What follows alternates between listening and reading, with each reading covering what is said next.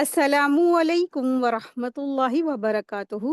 فہم القرآن course class 45 میں آپ سب کو خوش آمدید ہے۔ اہلاً و سہلاً، مرحبا۔ آج کا ہمارا لیسن ہے سورہ آل عمران، آیت 71 سے آیت 91 تک۔ قرآن مجید سیکھنے والوں کو اللہ تعالیٰ 4 نعمتوں سے نوازتے ہیں، جیسا کہ صحیح مسلم میں آتا ہے کہ حضرت ابو ہریرہ رضی اللہ عنہ کہتے ہیں کہ رسول اللہ صلی اللہ علیہ وسلم نے فرمایا، جب کچھ لوگ اللہ کے گھر میں جمع ہو کر قرآن کریم کی تلاوت کرتے ہیں اور آپس میں ایک دوسرے سے پڑھتے پڑھاتے ہیں تو پہلا ان کے اوپر نعمت کیا نازل ہوتی ہے؟ ان پر سکینت نازل ہوتی ہے۔ دوسری نعمت، اللہ کی رحمت ان کو ڈھانپ لیتی ہے۔ تیسری نعمت، فرشتے انہیں احتراماً گھیر لیتے ہیں۔ چوتھی نعمت، اور اللہ تعالیٰ ان کا ذکر ان کے پاس کرتے ہیں جو اس کے پاس یعنی فرشتے ہیں۔ تو یاد رکھیے، جس شخص کو اس کے عمل نے پیچھے رکھا اس کا نسب اس کو آگے نہیں کر سکے گا۔ تو انسان کو اس کا نسب کام نہیں آئے گا۔ کیا کام آئے گا؟ اس نے کیا علم کیا، اس نے کیا عمل کیا۔ تو اس طرح سے جو اللہ کی جو نعمتیں ان کو ملیں گی جو قرآن کریم کو پڑھتے پڑھاتے ہیں اور اس کو سمجھ کر پڑھتے ہیں، تو ان کے اوپر اللہ تعالیٰ یہ 4 نعمتیں عطا فرمائیں گے۔ تو اللہ تبارک تعالیٰ سے دعا ہے کہ اللہ تبارک تعالیٰ ہم سب کو بھی ان نعمتوں پانے والے میں شامل فرما دے، آمین یا رب العالمین۔ نحمدہ و نصلی علی رسولہ الکریم، اما بعد فاعوذ باللہ من الشیطان الرجیم، بسم اللہ الرحمن الرحیم، رب اشرح لی صدری ویسر لی امری واحلل عقدۃ من لسانی یفقہوا قولی، ربی زدنی علما، ربی یسر ولا تعسر وتمم بالخیر وبک نستعین، آمین یا رب العالمین۔ سورہ آل عمران آیت 71 to 80۔ بسم اللہ الرحمن الرحیم، یا اہل الکتاب لما تلبسون الحق بالباطل وتکتمون الحق وانتم تعلمون، اے اہل کتاب، باوجود جاننے کے حق و باطل کو کیوں خلط ملط کرتے ہو اور کیوں حق کو چھپا رہے ہو؟ یہاں اس جگہ پہ جو خطاب ہے ان سے ہے، کن سے؟ اہل کتاب سے، جن کے پاس اللہ تبارک تعالیٰ نے کتاب دی تھی، جن قوم کے اندر اللہ تعالیٰ نے کتابوں کو نازل فرمایا تھا۔ تو یہود اور نصارہ کی کتابوں میں رسول اللہ صلی اللہ علیہ وسلم کی صفات موجود تھی، اور فیوچر میں جو نبی آئیں گے، جو پیغمبر آنے والے ہیں، ان کی یہی صفات ہے۔ تو اس طرح سے ان کے کتابوں میں رسول اللہ صلی اللہ علیہ وسلم کی صفات موجود تھی، لیکن ان باتوں کو جاننے کے بعد، حق کو جاننے کے بعد، وہی لوگ کیا کرتے تھے؟ رسول اللہ صلی اللہ علیہ وسلم کی حق ہونے میں، سچ ہونے میں، رسول ہونے میں، اس کو ایکسیپٹ کرنے میں وہ چھپاتے تھے۔ تو اس آیت میں دلیل ہے کہ حق کو چھپانا اللہ کے نزدیک بہت بری بات ہے۔ یعنی کہ اگر کچھ سچائی ہے، کچھ سچ ہے، اگر وہ اس کو چھپائے گا تو پھر کیا ہے؟ تو یہ بہت ہی غلط بات ہے۔ تو اللہ سبحانہ تعالیٰ فرما رہے ہیں کہ اے اہل کتاب، تم کیوں چھپاتے ہو حق کو، اور تم کیوں ملاتے ہو باطل کو حق کے ساتھ میں؟ اور تم تو سب کچھ جانتے ہو، تم تو سب کچھ جاننے والے ہو نا، تمہیں تو سب کچھ معلوم ہے۔ تو اس طرح سے اہل کتاب کیا تھے؟ کون کتاب والے تھے؟ جن کے اندر کتابیں نازل ہوئی تو وہ نصارہ تھے، یعنی کہ کرسچن تھے، اور جو یہود تھے یہ اہل کتاب کہلائے۔ اور ان کی کتابوں میں آپ دیکھیں، جن کے پاس بھی اللہ تبارک تعالیٰ نے کتابیں نازل فرمائیں، اور آج آپ دیکھیں اس وقت بھی جو بھی ان کے پاس، جو بھی آج جو ریلیجیس ہے، جن کے پاس جو کتابیں ہیں، اگر وہ کوئی ماہرین ہے تو اگر وہ ان کو مطالعہ کرے تو واقعی میں رسول اللہ صلی اللہ علیہ وسلم کے آنے کی پیشن گوئی موجود ہے ان سب کتابوں میں۔ یہاں تک کہ ہندوؤں کی جو کتاب ہے اس میں بھی رسول اکرم صلی اللہ علیہ وسلم کی آنے کی پیشن گوئی موجود ہے، اور اس میں ان کا نام احمد کے نام سے آیا ہوا ہے۔ تو ہر کتاب جو واقعی میں اگر ہے اللہ کی طرف سے تو اس میں رسول اللہ صلی اللہ علیہ وسلم کی آنے کی پیشن گوئی ہے، اور تورات میں پیشن گوئی تھی، اور انجیل میں پیشن گوئی تھی، زبور میں پیشن گوئی تھی۔ تو جو بھی اللہ تعالیٰ کی طرف سے کتابیں نازل ہوئی ان سب میں بھی کیا ہے؟ رسول اکرم صلی اللہ علیہ وسلم کی آنے کی پیشن گوئی تھی۔ لیکن واقعی میں جو حق ایکسیپٹ کرنے والے ہوتے نا، سچ کو ایکسیپٹ کر لیا، مان لیا، سر تسلیم خم کر لیتا، تو پھر وہ جب اپنے علم کا وہ جانکار ہوتا ہے، اور پھر جب اس کے آگے قرآن کریم کی آیتیں آتی ہیں اور واقعی میں پھر وہ کیا کرتے ہیں؟ سر تسلیم خم کر دیتے ہیں۔ آیت 72، وقالت طائف من أهل الكتاب آمنوا بالذي أنزل على الذين آمنوا وجه النهار واكفروا آخره لعلهم يرجعون۔ اور اہل کتاب کی ایک جماعت نے کہا کہ جو کچھ ایمان والوں پر اتارا گیا ہے اس پر دن چڑھتے تو ایمان لاؤ اور شام کے وقت کافر بن جاؤ تاکہ یہ لوگ بھی پلٹ جائیں۔ یہاں اہل کتاب کی ایک نئی سازش کا ذکر کیا جا رہا ہے۔ ان کی کیا سازش تھی، کیا مقصد تھا کہ یہ خود جو ہے مسلمان ہوتے تھے، ایمان لے آتے تھے اور شام کے وقت اس ایمان لانے کو رد کر دیتے تھے۔ یعنی کہ ان کی سازشوں کا مقصد کیا تھا کہ سیدھے سادے مسلمانوں کے دلوں میں اسلام کی حقیقت یا سچائی کے بارے میں شک پیدا کرنا تھا اور وہ مسلمانوں کو گمراہ کرنا چاہتے تھے۔ تو انہوں نے آپس میں یہ طے کیا، یہ پلاننگ کی کہ ان کے کچھ آدمی صبح کے وقت ایمان لائیں گے اور ایمان لانے کا پلاننگ کریں گے اور لوگوں کے ساتھ نماز پڑھیں گے، پھر شام جب ہوتی تو وہ اس دین سے پھر جاتے، پلٹ جاتے۔ اس کا رزلٹ کیا ہوتا کہ کچھ کمزور مسلمان یہ سمجھیں گے کہ یہ لوگ اہل علم ہیں اور اہل کتاب ہیں، ان کی نیت حق پانے کی تھی، اور جبکہ انہیں اسلام قبول کرنے کے بعد اسے چھوڑ دیا، تو اس کا مطلب یہ ہے کہ وہ جانتے ہیں کہ اسلام سچا دین نہیں ہے، تاکہ یہ لوگ ایسی پلاننگ کر رہے تھے کہ جو اوروں کے دلوں میں اسلام کے بارے میں شک و شکوک اور جو ہے اس کے خلاف پلاننگ کر سکے، یعنی کہ دوسروں کے دلوں میں اسلام کے خلاف شک ڈال سکے کہ اسلام سچا دھرم نہیں ہے، اسلام حق نہیں ہے۔ تو اس طرح سے سویرے یہ ایمان لے آتے تھے، پھر شام کو کیا کرتے تھے، اس ایمان سے پھر جاتے تھے۔ حالانکہ جب سویرے ایمان لاتے بھی تھے تو وہ حقیقی ایمان نہیں لاتے تھے، صرف دکھاوٹی طور پر، براوٹی طور پر، ایک سازش کے تحت، ایک پلاننگ کے تحت وہ ایمان لاتے تھے۔ ان کا مقصد، ان کی پلاننگ تو کیا تھی، کچھ اور تھی، کچھ اور پلاننگ تھی، تاکہ اوروں کو، یعنی کہ اور جو ایمان لانے والے دوسرے مسلمان ہیں نا، تو وہ ایمان نہ لائیں، اس سے پھر جائیں، اس سے پلٹ جائیں کہ واقعی میں کہ اسلام سچا دھرم نہیں ہے۔ اس طرح سے، تو اس طرح سے اہل کتاب یہ پلاننگ کرتے تھے، تو انہوں نے اوروں کو ایمان لانے سے روکا۔ تو اللہ تبارک تعالیٰ فرما رہے ہیں، اور اہل کتاب کی ایک جماعت نے کہا کہ جو کچھ ایمان والوں پر اتارا گیا ہے اس پر دن چڑھتے ایمان لے آؤ۔ تو اس سے کیا پتہ چلتا ہے کہ کتاب والوں کی ہی ایک گروپ نے یہ سازش کی تھی کہ صبح کو تم ایمان لے آؤ، لیکن شام ہوتے ہوتے کیا کرنا، تم کافر بن جانا، تاکہ اور لوگ بھی جو فیوچر میں ابھی ہو سکتا ہے اسلام لے آئے، مسلمان ہو جائے، اور واقعی میں جو حق ہے وہ تو ظاہر ہو جاتا ہے نا، حق واضح ہو جاتا ہے، اور رسول اکرم صلی اللہ علیہ وسلم جو ان کے اندر موجود تھے، تو جو بھی آپ صلی اللہ علیہ وسلم سے پاتا، ملاقات کرتا، تو ایمان لاتا چلا جاتا۔ تو ان کی سازش یہ کی، انہوں نے کی صبح ایمان لائے، شام کو کفر کر لیں، تاکہ لوگ زیادہ سے زیادہ مسلمان نہ ہو جائے۔ تو یہود کی سب سے بڑی سازش اور پلاننگ تھی کہ مسلمانوں کے دل میں شک ڈالتے کہ اسلام سچا نہیں ہے، اسلام کیا ہے، باطل ہے، جھوٹا ہے۔ یہ ان کی پلاننگز تھی تاکہ زیادہ سے زیادہ لوگوں کو ایمان لانے سے روکا جا سکے۔ آیت 73، وَلَا تُؤْمِنُوا إِلَّا لِمَنْ تَبِعَ دِينَكُمْ قُلْ إِنَّ هُدَى اللَّهِ هُوَ هدى الله أن يؤتى أحد مثل ما أوتيتم أو يحاجوكم عند ربكم قل إن الفضل بيده الله يؤتيه من يشاء والله واسع عليم۔ اور سوائے تمہارے دین پر چلنے والوں کے اور کسی کا یقین نہ کرو، آپ کہہ دیجئے کہ بے شک ہدایت تو اللہ ہی کی ہدایت ہے،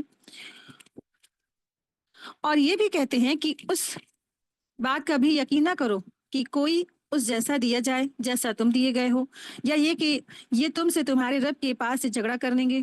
آپ کہہ دیجئے کہ فضل تو اللہ تعالیٰ ہی کے ہاتھ میں ہے، وہ جسے چاہے اسے دے، اور اللہ تعالیٰ وسعت والا ہے اور جاننے والا ہے۔ یہ آپس میں انہوں نے ایک دوسرے کو کہا کہ وَلَا تُؤْمِنُوا إِلَّا لِمَنْ تَبِعَ دِينَكُمْ، اور سوائے تمہارے دین پر چلنے والوں کے کسی اور کا یقین نہ کرو۔ تو یہ آپس میں ایک دوسرے کو کہتے تھے، جو جیوز تھے، جو بنی اسرائیل تھے، جو اہل کتاب تھے، آپس میں ایک دوسرے سے کیا تاکید کرتے تھے، کہتے تھے تو تم نا ظاہری طور پر ایمان لے آؤ، ظاہری طور پر اسلام لے آؤ، لیکن تم اندر سے کیا کرنا، تم یہودی رہنا، تم یہودی جوئس ہی بنے رہنا، اسی پر تمہیں استقامت ہو، تم اس پر یقین رکھنا، پیچھے مت ہٹنا، اور ظاہری طور پر تم اسلام لے آنا۔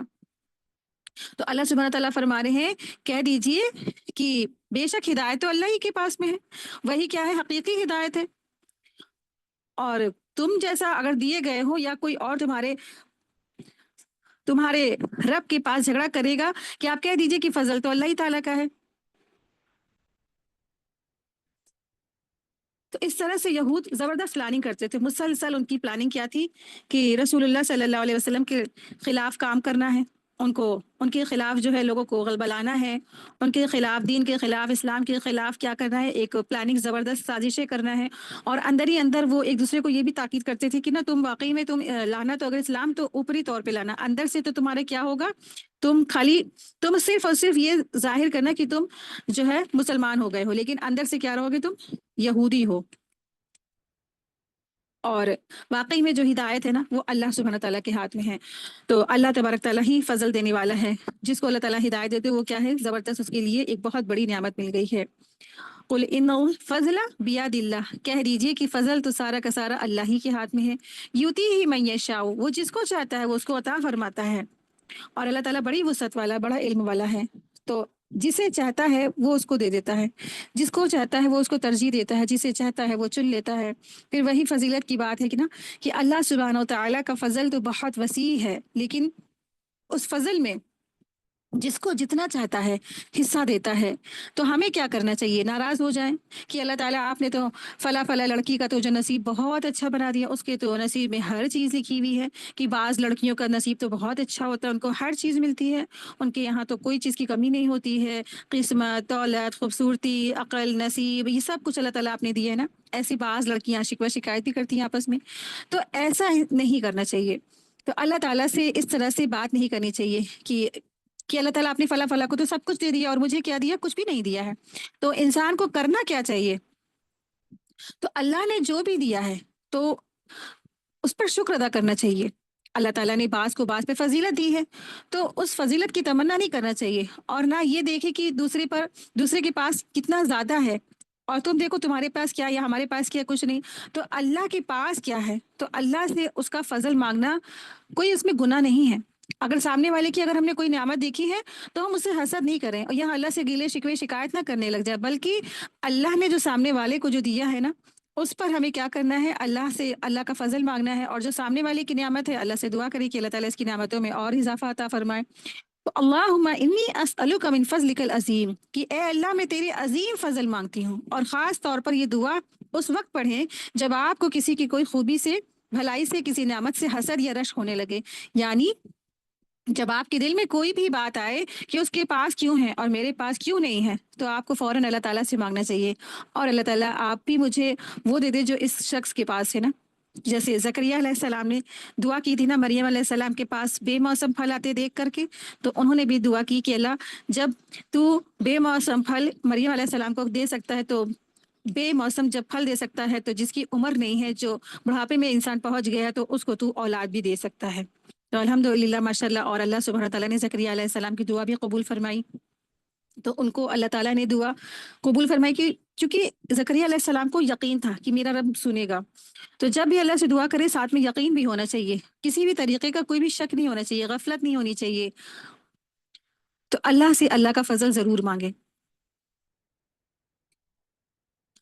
آیت 74، یختص برحمتہ من یشاء واللہ ذو الفضل العظیم، وہ اپنی رحمت کے ساتھ جسے چاہتا ہے خاص کر لیتا ہے، اور اللہ تعالیٰ بڑے فضل والا ہے۔ تو اللہ سبحانہ تعالیٰ جس کو چاہتا ہے اپنے لیے خاص کر لیتا ہے نا، اور جس کو خاص کر لیتا ہے تو اسے کیا کرتا ہے اللہ تعالیٰ، دین کی سمجھ عطا فرما دیتا ہے، علم عطا فرما دیتا ہے، اپنی پہچان عطا فرما دیتا ہے۔ لیکن اللہ سبحانہ تعالیٰ ہر ایک کو یہ جو علم ہے، یہ دین کا علم ہے، یہ حدیث کا علم ہے، ہر ایک کو نہیں دیتا، خاص لوگوں کو دیتا ہے۔ اللہ کے جو چنندہ لوگ ہوتے ہیں، اللہ جن کو پسند کرتا ہے، جن سے محبت کرتا ہے، اللہ تبارک تعالیٰ ان کو اس کاموں کے لیے مخصوص کر لیتا ہے، چن لیتا ہے۔ ہر ایک کے بس میں، ہر ایک کی قسمت میں یہ کام نہیں، یہ علم نہیں، یہ دین نہیں ہے، تو سلیکٹڈ لوگ ہوتے ہیں جس کے لیے اللہ تعالیٰ ان کو چنتا ہے۔ اسی طرح سے انبیاء کرام بھی تھے، اللہ تبارک تعالیٰ نے ان کو چنا، اور پھر ان کے بعد جو صحابہ تھے اللہ تبارک تعالیٰ نے ان کو بھی سلیکٹ کیا، اس کے بعد تبا تبائی علماء، عالم، اور جو بھی کوئی اللہ کے دین کو پڑھے گا، قرآن کریم اور سنت کو پڑھے گا، پڑھائے گا، تو یہ سب کیا ہے، اللہ کی رحمت کی، وہ سب خاص ہوتے ہیں، مخصوص ہوتے ہیں، اور اللہ تعالیٰ بہت بڑے فضل والا ہے، جس کو چاہتا ہے وہ اپنے فضل کے لیے خاص کر لیتا ہے۔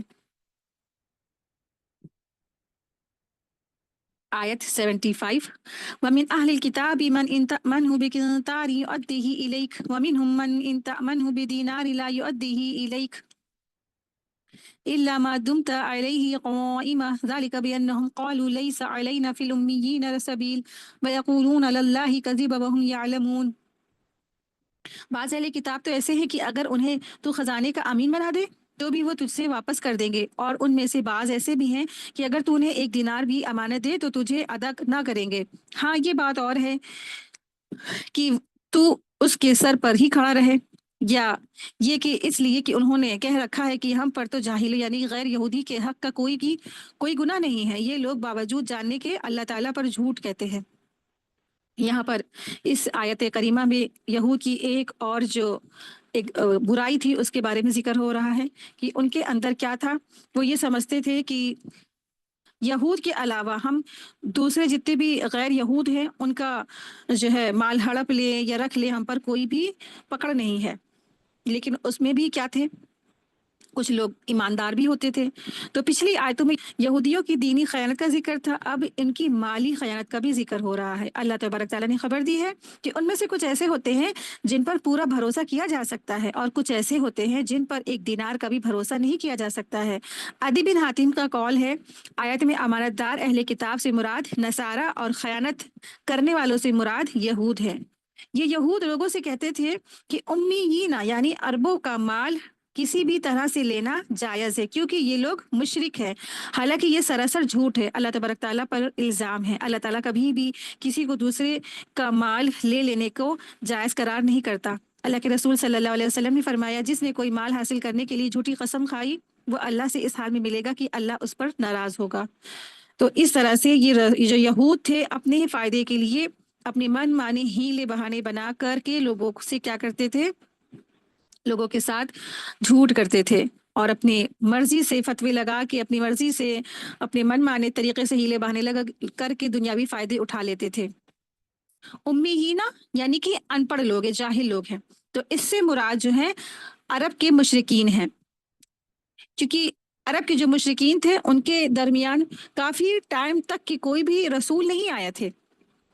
اسماعیل علیہ السلام کے بعد کوئی بھی رسول نہیں آیا تھا، اور جب رسول آئے تو وہ کون آئے، رسول اللہ صلی اللہ علیہ وسلم آئے۔ تو کافی 1000 سال کے بعد رسول اللہ صلی اللہ علیہ وسلم مشرکین عرب کے اندر آئے، لیکن یہود کے بیچ میں کیا تھا، مسلسل یہود میں مسلسل رسولوں کا آنا رہا، ایک کے بعد ایک پیغمبر آتے رہے، اور ایک وقت میں کئی کئی پیغمبر آئے۔ تو یہود جو یہ سمجھتے تھے کہ ہم مشرکین عرب کے جو ہے مال ہڑپ کر سکتے ہیں، ہم پر اس پہ کوئی گناہ نہیں ہے، تو وہ اس طریقے کے دعوے کرتے تھے، چونکہ مشرکین کے لیے ان کا مال کیا ہے، ہڑپ کر لینا جائز ہے، اس پر ان کے لیے کوئی گناہ نہیں ہے۔ اللہ تعالیٰ نے فرمایا یہ تو اللہ پر جھوٹ بولتے ہیں، اللہ تعالیٰ کس طرح کسی کا مال ہڑپ کرنے کی اجازت دیتا ہے؟ بلکہ بعض تفسیری روایت میں یہ بھی ہے کہ نبی کریم صلی اللہ علیہ وسلم نے فرمایا، اللہ کے دشمنوں نے جھوٹ کہا، زمانہ جاہلیت کی تمام چیزیں میری قدموں تلے ہیں سوائے امانت کے ہیں کہ وہ ہر صورت میں ادا کی جائے گی، چاہے وہ کسی نیکی کار کا ہو یا بدکار کا ہو۔ افسوس ہے کہ آج یہودیوں کی طرح آج بعض مسلمان بھی مشرکین کا مال ہڑپ کرنے کے لیے کہتے ہیں کہ ہمارے لیے یہ جائز ہے، کہ دارالحرب کے جو لوگ ہیں ان کا جو سود ہے وہ ہمارے لیے جائز ہے نا۔ تو غیر اسلامک کنٹری میں ہم ہیں تو ہم ان کا جو سود وغیرہ کا جو کاروبار ہے ہمارے لیے جائز ہے، تو یہ بھی کیا ہے، بالکل ناجائز ہے۔ تو انسان اس طرح سے ہیلے حوالے دے کر کے آج بھی لوگ غلط کام کر لیتے ہیں، اور اس وقت بھی لوگ غلط کو جائز قرار دیتے تھے۔ آیت 76، بلا من اوفى بعهده واتقى فإن الله يحب المتقين، کیوں نہیں، البتہ جو شخص اپنا قرار پورا کرے اور پرہیزگاری کرے تو اللہ تعالیٰ بھی ایسے پرہیزگاروں سے محبت کرتا ہے۔ تو کچھ لوگ ایسے ہیں جو اللہ کے عہد کو پورا کرتے ہیں، تو اللہ کے جو کیے ہوئے وعدے ہیں ان کو پورا کرتا ہے، تو پھر وہ شخص کیا ہے، اللہ تبارک تعالیٰ پھر ایسے لوگوں سے محبت کرتا ہے۔ یعنی جو شخص اللہ کے کیے ہوئے عہد کو پورا کرے گا اور تقوی اختیار کرے گا تو اللہ تبارک تعالیٰ ایسے تقوی والوں سے محبت کرتا ہے۔ آیت 77، ان الذین یشترون بعہد اللہ وایمانہم ثمنا قلیلا اولئک لا خلاق لهم فی الآخرہ ولا یکلمہم اللہ ولا ینظر الیہم یوم القیامہ ولا یزکیہم ولہم عذاب علیم۔ بے شک جو لوگ اللہ تعالیٰ کے عہد اور اپنی قسموں کو تھوڑی سی قیمت پر بیچ ڈالتے ہیں ان کے لیے آخرت میں کوئی حصہ نہیں ہے، اللہ تعالیٰ نے ان سے بات چیت کرے گا، نہ ان کی طرف قیامت کے دن دیکھے گا، نہ انہیں پاک کرے گا، اور ان کے لیے دردناک عذاب ہے۔ مذکورہ جو افراد کے برعکس دوسروں کا حال بیان کیا گیا ہے، یعنی یہاں پر ایک تو جو 2 طرح کے لوگوں کی بات کہی جا رہی ہے، کہ ایسے لوگوں کی بات ہے جو اللہ کی آیات کو بیچ دیتے ہیں تھوڑی سی قیمت میں، اور صرف دنیاوی فائدوں کے لیے۔ ان کو دنیاوی فائدے دکھتے ہیں اور ان کو دنیا چاہیے ہوتی ہے، تو تھوڑی سی قیمت میں وہ اس طرح سے فتوے اور اللہ کی آیت کو خرید فروخت کا کام کرتے ہیں۔ تو اس آیت کریمہ میں اللہ تعالیٰ نے ان لوگوں کے بارے میں خبر دی ہے جو دنیا کی حقیر فائدوں کے لیے جھوٹی جھوٹی قسمیں کھاتے ہیں اور اللہ سے کیے ہوئے وعدوں کا لحاظ بھی نہیں رکھتے ہیں، تو انہیں آخرت میں کوئی بھلائی نصیب نہیں ہوگی۔ نہ اللہ تعالیٰ ان سے بات کرے گا، نہ ان کی طرف دیکھے گا، یعنی ان سے سخت ناراض ہوگا اور ان کے لیے دردناک عذاب ہے۔ امام بخاری نے عبداللہ بن ابی اوفا سے روایت کی ہے کہ ایک آدمی بازار میں ایک سامان لے آیا اور قسم کھائی کہ اس نے اتنی قیمت میں خریدا تھا، اس کا مقصد ایک مسلمان کو پھنسانا تھا، تو وہ سامان خرید لے تاکہ یہ جب وہ سامان خرید لے گا تو یہ آیت نازل ہوئی، یعنی کہ جھوٹی قسم کھا کر اپنے سامان بیچنے والوں کے لیے اللہ تبارک تعالیٰ نے یہ آیت نازل فرمائی کہ جھوٹی قسم کھا کھا کر کے کیا نہیں کرنا ہے، مسلمانوں کو بیوقوف نہیں بنانا ہے، مسلمانوں کو فراڈ نہیں کرنا، مسلمانوں کے ساتھ یا کسی بھی انسان کے ساتھ جھوٹ فریب مکاری نہیں کرنی ہے۔ اشج بن قیس کندی کا قول ہے کہ یہی آیت مجھ سے ریلیٹڈ ہے اور میرے بارے میں نازل ہوئی تھی، اور میرے ایک یہودی کی جو زمین ہے اس کے بارے میں تھی۔ یہودی نے انکار کر دیا تھی کہ میں نے اسے رسول اللہ صلی اللہ علیہ وسلم کے سامنے پیش کر دیا۔ آپ صلی اللہ علیہ وسلم نے مجھ سے پوچھا کہ کیا تمہارے پاس کوئی دلیل ہے؟ میں نے کہا نہیں، تو آپ نے یہودی سے کہا کہ تم قسم کھاؤ، تو میں نے کہا اے اللہ کے رسول تب تو یہ قسم کھا لے گا اور میرا مال ہڑپ جائے گا۔ تو پھر یہ آیت نازل ہوئی کہ جھوٹی قسم جو بھی کھائے گا تو اس کے لیے کیا ہے، اللہ تبارک تعالیٰ نہ تو قیامت کے دن ان سے بات کرے گا، نہ ان کا تزکیہ کرے گا، نہ ان کی طرف دیکھے گا، اور ان کے لیے دردناک عذاب ہے، چاہے وہ مسلمان ہیں یا مسلمان نہیں ہیں، جو بھی ایسا کام کرتے ہیں تو پھر ان کے لیے دردناک عذاب ہے۔ رسول اکرم صلی اللہ علیہ وسلم نے فرمایا 3 شخص ایسے ہیں جن سے اللہ تعالیٰ نہ تو کلام کرے گا، نہ قیامت کے روز ان کی طرف دیکھے گا، اور نہ ان کو پاک کرے گا، اور ان کے لیے دکھ دینے والا عذاب ہوگا۔ صحابہ نے عرض کیا کہ اے اللہ کے رسول وہ کون شخص ہے؟ تو آپ صلی اللہ علیہ وسلم نے فرمایا کہ پہلا وہ شخص ہے جو اپنے کپڑوں کو ٹخنے سے نیچے لٹکانے والا، یعنی کہ جو اپنے جو کپڑا ہے اپنا لباس ہے ٹخنے کے نیچے لٹکانے والا۔ دوسرا وہ شخص جو اپنے سودے کو جھوٹی حقیقت کے اپوزٹ قسم کھا کر کے بیچنے والا، یعنی کہ جھوٹ بول کر اپنا سامان کو بیچنے والا۔ تیسرا وہ شخص ہے کہ احسان کر کے جتلانے والا، کسی پر کوئی احسان کرے اور وہ جتلائے۔ پھر اسی طرح سے ایک اور حدیث میں آتا ہے کہ رسول اللہ صلی اللہ علیہ وسلم نے فرمایا جس شخص نے جھوٹی قسم کھائی تاکہ کسی مسلمان شخص کے مال کو ناحق حاصل کر لے تو وہ اللہ تعالیٰ سے اس طرح ملاقات کرے گا کہ اللہ تعالیٰ اس سے سخت ناراض ہوگا۔ اللہ اکبر۔ تو اللہ سبحانہ تعالیٰ سے دعا ہے اللہ تعالیٰ اپنے احکام پر ہم سب کو عمل کرنے کی توفیق عطا فرمائے، اور اللہ اپنے غضب اور غصے سے ہم سب کی حفاظت فرمائے۔ تو جھوٹی قسم کھا کر کے کبھی بھی کوئی بھی سامان نہ خرید فروخت کرے، نہ کسی کو دھوکہ دے، اور قسموں کو اس طرح سے قسم کھا کھا کر کے جو ہے لوگوں کو نقصان نہ پہنچائے۔ تو ایسے لوگوں کے لیے یہاں پہ بتا دیا ہے، زبردست وعید ہے۔ آیت 78 وَإِنَّ مِنْهُمْ لَفَرِيقًا يَلْؤُونَ أَلْسِنَتَهُمْ بِالْكِتَابِ لِتَحْسَبُوهُ مِنَ الْكِتَابِ وَمَا هُوَ مِنَ الْكِتَابِ وَيَقُولُونَ هُوَ مِنْ عِنْدِ اللَّهِ وَمَا هُوَ مِنْ عِنْدِ اللَّهِ وَيَقُولُونَ عَلَى اللَّهِ الْكَذِبَ وَهُمْ يَعْلَمُونَ۔ یقیناً ان میں سے ایسا ایک گروہ ہے، وہ بھی ہے جو کتاب پڑھتے ہیں، کتاب پڑھتے ہوئے اپنی زبانوں کو مروڑتا ہے تاکہ تم اللہ سے کتاب ہی کی عبارت خیال کرو، تاکہ تم اسے کتاب ہی کی عبارت خیال کرو، حالانکہ دراصل وہ کتاب میں سے نہیں ہے، اور یہ کہتے بھی ہیں کہ وہ اللہ تعالیٰ کی طرف سے ہے، حالانکہ دراصل وہ اللہ تعالیٰ کی طرف سے بھی نہیں ہے، وہ تو دانستہ اللہ تعالیٰ پر جھوٹ بولتے ہیں۔ تو یہاں پر بھی ان یہودیوں کے ہی بارے میں تذکرہ ہے کہ جو یہودی تھے جنہوں نے کتاب الہی میں نہ صرف تحریف کی، تبدیلی کی، بلکہ اور بھی جرائم کیے تھے، اور بھی جرم کیے تھے۔ کیا کیے تھے؟ زبان کو مروڑ، یعنی کہ مشکل الفاظ زبان سے نکال کر کے اس طرح سے لوگوں کے بیچ میں اس کی ترجمہ اور تفسیر بیان کرتے تھے کہ، اور اس کے بعد کہتے تھے کہ یہ سب کچھ اللہ کی طرف سے ہے۔ تو زبان سے ایسی باتیں نکالتے تھے اور کہتے تھے کہ کس کی طرف سے یہ نازل ہوا ہے؟ اللہ کی طرف سے۔ اور کیسی باتیں نکالتے تھے؟ خود ساختہ باتیں ہوتی تھی، حالانکہ وہ اللہ کی طرف سے کوئی احکامات نہیں نازل ہوتا تھا، اور وہ ایسی باتیں کہتے تھے کہ یہ اللہ کی طرف سے ہے۔ وہب بن منبہ فرماتے ہیں کہ تورات اور انجیل کو اللہ تعالیٰ نے جس طرح نازل فرمایا تھا ان میں سے کسی ایک حرف کو بھی بدلا نہیں جا سکا، لیکن یہ لوگوں نے اپنی تحریف اور تعویل کے ذریعے سے لوگوں کو گمراہ کرتے تھے اور اپنی طرف سے کتابیں لکھ کر کہتے تھے من عند اللہ وما ہوا من عند اللہ، وہ اللہ تعالیٰ کی طرف سے نازل ہوا ہے، حالانکہ وہ اللہ تعالیٰ کی طرف سے نہیں ہوتا ہے۔ جہاں تک اللہ تعالیٰ کی کتابوں کا تعلق ہے وہ تو محفوظ ہے، انہیں نہیں بدلا جا سکتا۔ تو آج بھی حقیقی جو کتابیں ہیں نا وہ کیا ہیں؟ غائب کر دی گئی ہیں، نہیں ہے ہمارے بیچ میں۔ اور جو انہوں نے اس کی ترجمہ لکھا ہے، ترجمانی کیا ہے نا، ٹرانسلیشن کیا ہے، اور انہوں نے تفسیریں لکھی ہیں اور اس کا ترجمانہ لکھا ہے، ترجمے، تو اس میں انہوں نے تحریف کر دی ہے۔ تحریف کس طرح سے کی؟ اپنی من کی باتیں لکھتی، اپنی من کی باتیں لکھ لکھ کر اور اپنی مرضی کی باتیں لکھ لکھ کر کہا کہ من عند اللہ، یہ اللہ کی طرف سے نازل کردہ چیزیں ہیں، یہ اللہ کی طرف سے نازل کی ہوئی کتاب ہے۔ تو اس طرح سے انہوں نے یہ کتاب کو جو ہے اس طرح سے بتایا کہ یہ اللہ کی طرف سے نازل ہوا ہے۔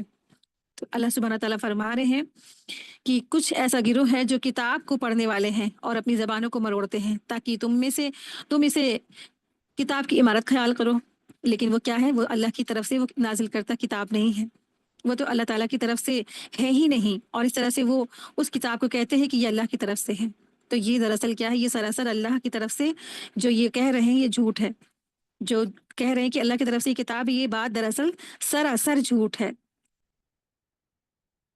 تو یہ آیت بھی یہود سے متعلق ہے۔ ابن عباس رضی اللہ عنہما کہتے ہیں کہ اس سے مراد یہود ہیں جو تورات میں اپنی طرف سے بڑھایا کرتے تھے۔ مجاہد کا قول ہے کہ وہ لوگ تورات میں تحریف کرتے تھے، لوگوں سے جھوٹ کہا کرتے تھے کہ تورات میں ایسا لکھا ہے، حالانکہ وہ جانتے تھے کہ یہ جھوٹ ہے، تو اللہ تعالیٰ پر الزام ہے۔ امام بخاری نے ابن عباس رضی اللہ عنہما سے یہ روایت نقل کی ہے کہ یہود تورات میں تحریف کرتے تھے، مطلب بدل کر بیان کرتے تھے۔ کوئی شخص اللہ کی کسی کتاب کا کوئی لفظ نہیں بدل سکتا ہے، بلکہ وہ لوگ مطلب میں تبدیلی کر دیتے تھے، یعنی کہ ترجمے میں تبدیلی کر دیتے تھے، معنی مفہوم میں بدلاؤ کر دیتے تھے، اس طرح سے وہ اللہ کی کتاب میں تحریف کر دیتے تھے۔ اور آج افسوس ہے کہ آج امت مسلمہ بھی اسی طرح سے اسی میں ہی مبتلا ہو چکی ہے کہ بہت سے آج کے علماء ہیں اور جو امیین جو آج مسلمان ہیں، جو آج امی کے کیٹیگری میں ہی ہیں، مسلمان بھی پڑھنا لکھنا نہیں جانتے ہیں، دینی علوم تو بالکل نہ کے برابر ہے، اور کسی بھی علم میں آج دیکھیں کہ امت مسلمہ آگے نہیں ہے، چاہے آپ دنیاوی لے لیں، چاہے آپ دین کا لے لیں، چاہے آپ ٹیلنٹ لے لیں، امت مسلمہ تو پھر کیا ہے؟ وہ تو انسٹا فیس بک میں ناچ گانوں میں تھرک رہا ہے، ہر کوئی اسی بھی کمپٹیشن میں لگا ہوا ہے کہ بس میں سب سے زیادہ آگے بڑھ جاؤں۔ تو امت مسلمہ سو گئی ہے، اور اب دیکھیں غیر مسلم کتنے زور شور سے کام کر رہے ہیں، مشن لے کے آگے بڑھ رہے ہیں، اور اس طرح سے آج جو امت مسلمہ کے جو کچھ لوگ بھی ہیں وہ جو غلط فائدہ بھی اٹھاتے ہیں اس کا، اللہ کی آیات کو لے کر اس کے معنی مفہوم غلط بیان کرتے ہیں اور کہتے ہیں کہ یہ اللہ کی طرف سے ہے، اور جبکہ وہ اللہ کی طرف سے نہیں نازل ہوتا، اور وہ ان کی من کی باتیں ہوتی ہیں۔ تو جب انسان اس طرح سے گمراہیوں میں کب پڑ جاتا ہے؟ جب وہ دین سے دور ہوتا ہے، جب وہ دین کی سمجھ نہیں ہوتی، تو پھر اس طرح کے گمراہیوں لوگوں کے جو ہے وہ لیڈر کے وہ فالوور بن جاتے ہیں۔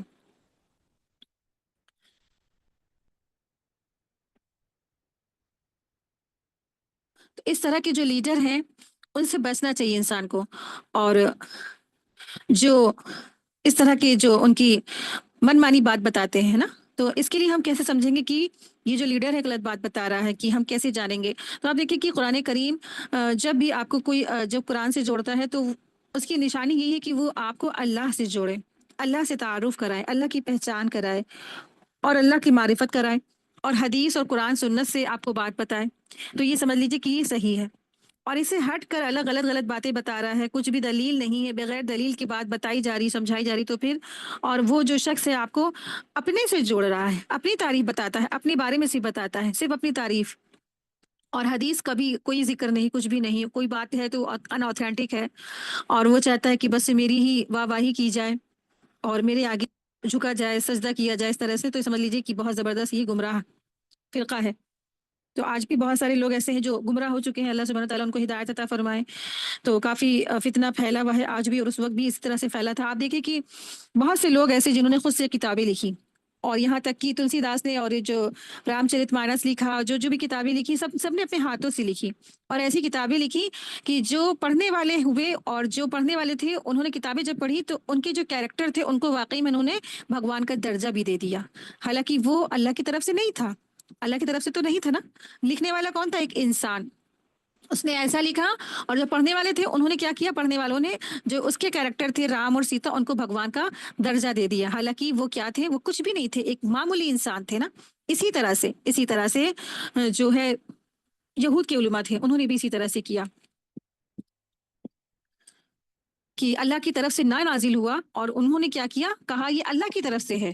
آیت 79، ما كان لبشر أن يؤتيه الله الكتاب والحكم والنبوة ثم يقول للناس كونوا عبادا من دون الله ولكن كونوا ربانيين بما كنتم تعلمون الكتاب وبما كنتم تدرسون۔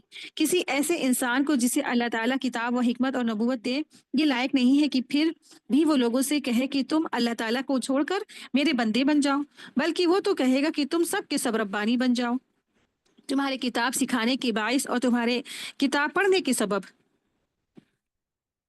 تو یہاں دیکھیے وہی بات بتا دی کہ جو بات کہی جا رہی ہے کہ جو اللہ والا ہے، جو واقعی میں جو اللہ کے جو کنیکشن کرانے والا ہے، جو صحیح ہے، آپ کو کیسے پتہ چلے گا؟ تو وہ آپ کو یہی حکم دے گا کہ تم رب والے بن جاؤ، ربانی بن جاؤ، تم میرے بندے یا میری جو ہے فالوورس نہ بنو، تم مجھے کو سب کچھ نہ جانو، تم حقیقی تم کس کی عبادت کرو؟ صرف اللہ تبارک تعالیٰ کی، تو تم اللہ والے بن جاؤ، ربانی نا، کونو ربانی نا، یعنی کہ تم ہو جاؤ اللہ والے۔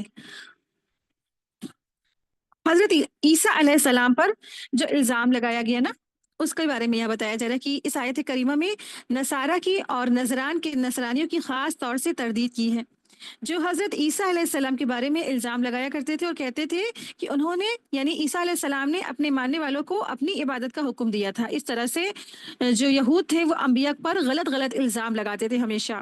عیسیٰ علیہ السلام کی دنیا سے جانے کے بعد انہوں نے عیسیٰ علیہ السلام کو بہت بدنام کیا اور کہا کہ عیسیٰ علیہ السلام نے کہا ہے کہ میری تم عبادت کرو۔ تو اللہ تعالیٰ نے فرمایا کہ جس انسان کو اللہ تعالیٰ نے وحی دی، آسمانی کتاب دی، نبوت جیسی نعمتوں سے نوازا اور علم شریعت کا فہم عطا کیا، اس کے لیے عقلی طور پر منع ہے کہ وہ لوگوں کو اپنی عبادت یا انبیاء پر یا فرشتوں کی عبادت کی طرف بلائے۔ اس لیے یہاں یہ خلا کفر ہے، وہ تو اللہ کی طرف سے دین خالص لے کر آئے تھے، اور وہ لوگوں کو کفر کی راہ کیسے دکھا سکتے تھے؟ ایسا تو پاسبل ہی نہیں ہے۔ عیسیٰ علیہ السلام تو صرف اور صرف اللہ کا پیغام لائے تھے اور لوگوں کو اللہ کی بات پہنچانے آئے تھے، اور وہ تو لوگوں کو اللہ سے جوڑنے آئے تھے، لوگوں کو اللہ سے پہچان کرانے آئے تھے۔ لیکن جو بنی اسرائیل تھے انہوں نے عیسیٰ علیہ السلام کو جتنے بھی انہوں نے کیا کیا؟ اکثر انبیاء پر غلط الزام، جھوٹے الزام لگائے۔ اسی طرح سے عیسیٰ علیہ السلام پر بھی انہوں نے الزام لگایا۔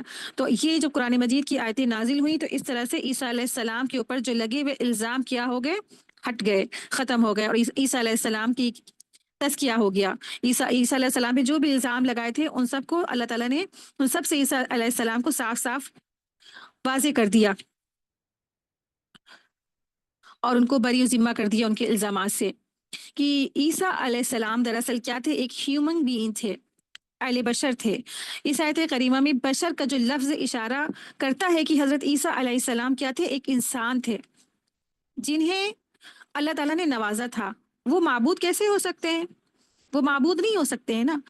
ان کے بعد میں جو لوگوں میں بگاڑ آیا کہ انہوں نے کہا کہ عیسیٰ علیہ السلام ابن اللہ ہے یا خدا ہے، اس طرح سے، تو پھر یہاں پر ان کے جن لوگوں نے عیسیٰ علیہ السلام کو خدا کہا یا معاذ اللہ ان کو بیٹا کہا اللہ کا، ان سب کی باتوں کی یہاں تردید ہے۔ ابن اسحاق، ابن جریر، ابن المنذر اور ابن ابی حاتم نے اور سب نے دلائل النبوہ میں ابن عباس سے روایت نقل کی ہے کہ علماء یہود اور نذران کے نصارہ رسول اللہ صلی اللہ علیہ وسلم کے پاس جمع ہوئے اور آپ نے انہیں اسلام کی دعوت دی۔ تو ابو رافع کرزی نے کہا کہ اے محمد، کیا تم چاہتے ہو کہ ہم تمہاری عبادت کریں جس طرح نصارہ عیسیٰ علیہ السلام کی عبادت کرتے تھے؟ تو ایک نصرانی نے کہا کہ اے محمد، کیا تم واقعی ہم سے یہی چاہتے ہو؟ تو رسول اللہ صلی اللہ علیہ وسلم نے کہا، اللہ کے سوا اور کسی کی عبادت کرنے کا حکم یا اس طرح کا حکم سے میں اللہ کی پناہ مانگتا ہوں۔ تو اللہ نے مجھے اس لیے نہیں بھیجا اور نہ ہی اس کا حکم دیا ہے۔ اللہ نے تو یہ آیت نازل فرمائی ہے کہ کون ہو ربانی، یعنی کہ تم ربانی ہو جاؤ۔ تو ربانی کیا ہوتے ہیں؟ ربانی علم آیت کریمہ میں اس بات کی دلائل کرتی ہے کہ علم اور تعلیم حاصل کرنے کا جو مقصد ہے، انسان کس لیے علم حاصل کرے؟ تاکہ وہ ربانی بن جائے۔ اگر علم حاصل کرنے کی جو نیت ہے وہ اللہ کو پہچاننا نہیں ہے، تو پھر اس کا مطلب اس کا کیا ہو گیا؟ علم ضائع ہو گیا، اس نے پھر نقصان اٹھا لیا۔ اسی لیے نبی کریم صلی اللہ علیہ وسلم نے فرمایا، ہم اللہ سے پناہ مانگتے ہیں ایسے علم سے جو نفع نہ پہنچائے، اور ایسے دل سے جو اللہ کے لیے نہ جھکے۔ تو اس آیت سے یہ بھی پتہ چلتا ہے کہ قرآن پڑھنے اور پڑھانے کا جو مقصد ہے وہ کیا ہے؟ کہ ربانی بننا ہے، اللہ والے بننا ہے، اللہ کا قرب حاصل کرنا ہے۔ خاص یہی ایک مقصد ہے۔ انسان جب قرآن پڑھتا ہے اور اس کو سمجھتا ہے، اس پہ غور فکر کرتا ہے، تو اس کا یہی نیت ہونی چاہیے کہ مجھے اللہ کا قرب حاصل ہو جائے، مجھے اللہ کی رضا حاصل ہو جائے، اور مجھے اللہ اپنے لیے خالص کر لے۔ کبھی بھی کسی کا بھی یہ مقصد نہ ہونا چاہیے علم حاصل کرتے وقت کہ کوئی بھی دنیاوی، کوئی بھی اس کے اندر جو فائدے مفاد ہے، ورنہ پھر کیا ہوگا؟ اس کا علم، اس کا جو محنت ہے، وہ سب ضائع ہو جائے گا۔ اور اس طرح سے جو انہوں نے کہا کہ اللہ تعالیٰ کو چھوڑ کر میرے بندے بن جاؤ، بلکہ وہ تو کہیں گے کہ تم سب کے سب ربانی بن جاؤ۔ یعنی کہ جو لوگوں سے کہتا ہے کہ کون ربانیین بما کنتم تعلمون، کہ سب کے سب ربانی بن جاؤ تمہارے کتاب سکھانے کے باعث اور تمہاری کتاب پڑھنے کی وجہ سے۔ تو یعنی کہ یہ جو عیسائی تھے، عیسائیوں کے زمن میں کہا جا رہا ہے کہ انہوں نے حضرت عیسیٰ علیہ السلام کو معبود بنایا ہوا ہے، حالانکہ وہ تو کیا تھے؟ ایک انسان تھے جنہیں کتاب اور حکمت سے سرفراز کیا گیا تھا۔ اور ایسا کوئی شخص یہ دعویٰ نہیں کرتا یا نہیں کر سکتا کہ اللہ کو چھوڑ کر میرے ہی بندگی کرو، میری عبادت کرو، بلکہ وہ تو یہی کہے گا کہ تم کیا کرو؟ رب والے بن جاؤ، رب کے بندے بن جاؤ، تم رب کی عبادت کرو۔ تو یہ ایک پہچان ہے کہ کیسے آپ پہچانیں گے آپ کا جو لیڈر ہے وہ حق پر ہے، کہ وہ سچ پر ہے۔ تو عیسیٰ علیہ السلام نے بھی یہی کہا تھا کہ کونوا ربانیین، کہ تم رب والے بن جاؤ۔ اور ہر وہ شخص جس کو آپ جانتے ہیں اور جس کو آپ فالو کرتے ہیں، وہ یہ بھی یہی کہے گا کہ آپ کیا بن جائیں؟ اللہ والے بن جائیں، صرف اور صرف اللہ کی عبادت کریں، صرف اور صرف اللہ کی عبادت کریں، اللہ کے علاوہ کسی اور کی عبادت اور بندگی نہ کریں۔ آیت 80، وَلَا يَأْمُرُكُمْ أَن تَتَّخِذُوا الْمَلَائِكَةَ وَالنَّبِيِّينَ أَرْبَابًا أَيَأْمُرُكُمْ بِالْكُفْرِ بَعْدَ إِذْ أَنْتُمْ مُسْلِمُونَ۔ اور یہ نہیں ہو سکتا کہ وہ تمہیں فرشتے اور نبیوں پر رب بنا لینے کا حکم کرے، کیا وہ تمہارے مسلمان ہونے کے بعد بھی تمہیں کفر کا حکم دے گا؟ یعنی نبیوں اور فرشتوں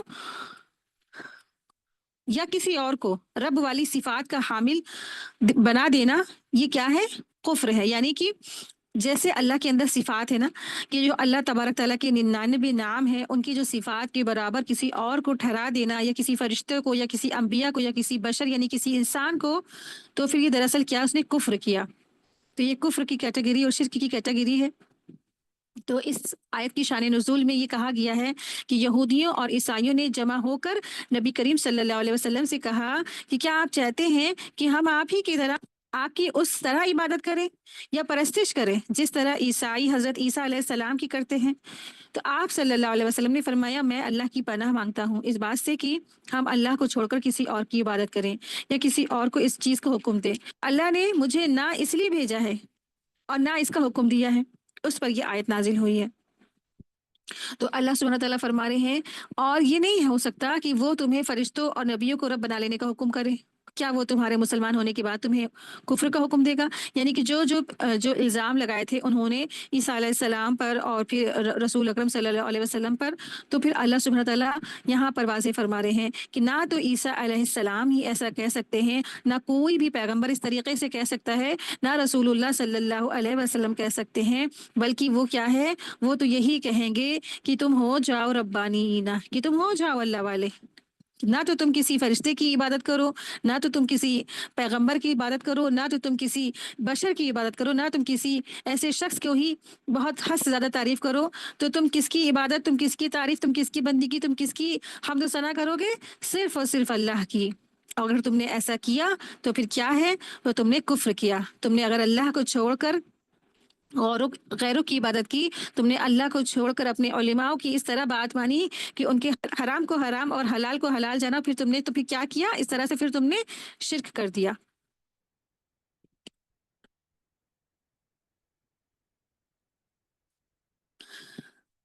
انبیاء علیہ السلام لوگوں کو صرف اللہ کی طرف بلاتے ہیں، اس لیے وہ اپنی شان میں مبالغہ کرنے سے بھی لوگوں کو روکتے ہیں تاکہ لوگ انہیں اللہ کی جو صفات والا نہ سمجھ لے۔ خود نبی اکرم صلی اللہ علیہ وسلم نے فرمایا مجھے اتنا مت بڑھاؤ کہ میری تعریف میں اتنا مبالغہ نہ کرو جیسے کہ نصارہ نے عیسیٰ علیہ السلام کے بارے میں کیا تھا، میں تو بس اللہ کا بندہ ہوں، تو تم یوں کہا کرو اللہ کا بندہ اور رسول، یعنی کہ آپ صلی اللہ علیہ وسلم نے لوگوں کو اپنی بھی تعریف کرنے سے منع فرمایا ہے۔ یہ صحیح بخاری کی حدیث نمبر 3445 ہے۔ تو اس لیے نبی کریم صلی اللہ علیہ وسلم کی شان میں بھی حد سے زیادہ جو غلو اس سے منع کیا گیا ہے، خود رسول اللہ صلی اللہ علیہ وسلم نے بھی منع کیا ہے۔ سب طرح کی تعریف اور تمام تعریف اور صرف اللہ کے لیے ہے، اور رسول اللہ صلی اللہ علیہ وسلم پر اگر ہمیں محبت ہے اور ہم ان پر کچھ کرنا چاہتے ہیں تو ہمیں کیا کرنا ہے، ان پر کثرت سے درود شریف بھیجنا ہے، جو ہم نے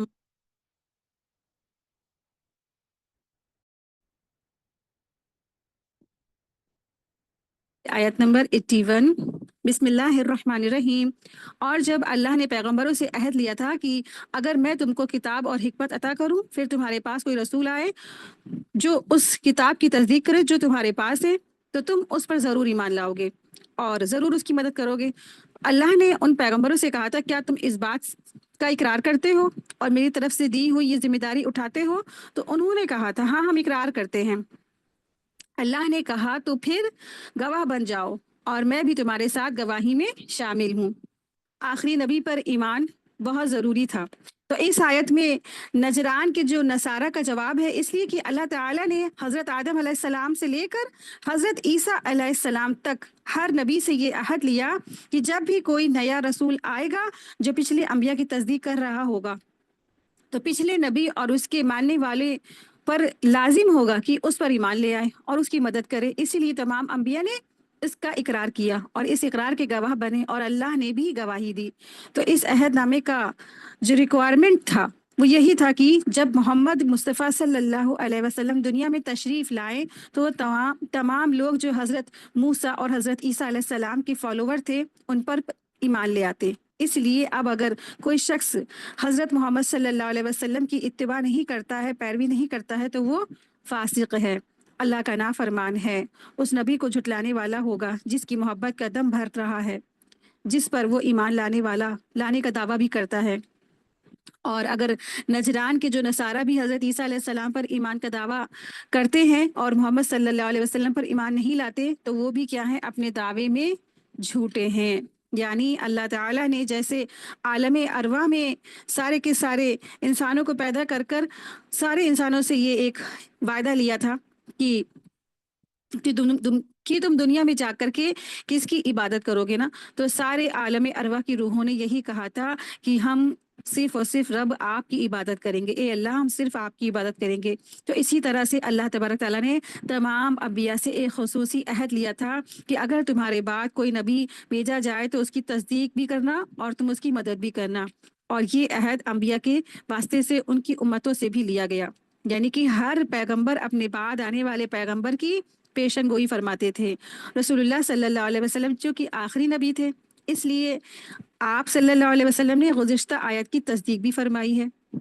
تو عہد الست جو عالم ارواح میں لیا گیا تھا، جو اللہ تبارک تعالیٰ نے تمام ارواحوں سے یعنی کہ تمام روحوں سے، آدم علیہ السلام سے لے کر قیامت تک کی آنے والے سارے کے سارے روحوں سے اللہ سبحانہ تعالیٰ نے عہد الست لیا تھا کہ تم دنیا میں جا کے کس کی عبادت کرو گے، تو سب نے یہی کہا تھا کہ اے اللہ صرف اور صرف آپ کی ہم عبادت کریں گے، جس کے بارے میں سورہ اعراف آیت نمبر 171 میں آیا ہے۔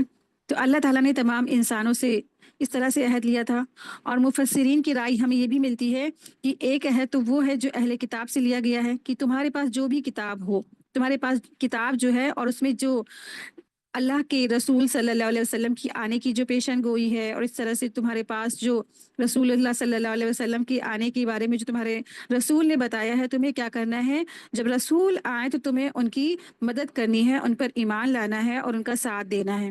اور اسی طرح سے نصارہ سے بھی یہی کہا گیا تھا، لیکن ہوا کیا، اس کے برعکس ہوا، اس کی اپوزٹ ہوا، اس کی اپوزٹ انہوں نے کام کیا، اور یہاں تک کہ انہوں نے رسول اللہ صلی اللہ علیہ وسلم کو بھی جھٹلا دیا۔ اور ان کو یہاں تک کہ کہا کہ یہ کیا ہے، جادوگر ہے نا، انہیں یہود اور نصارہ نے۔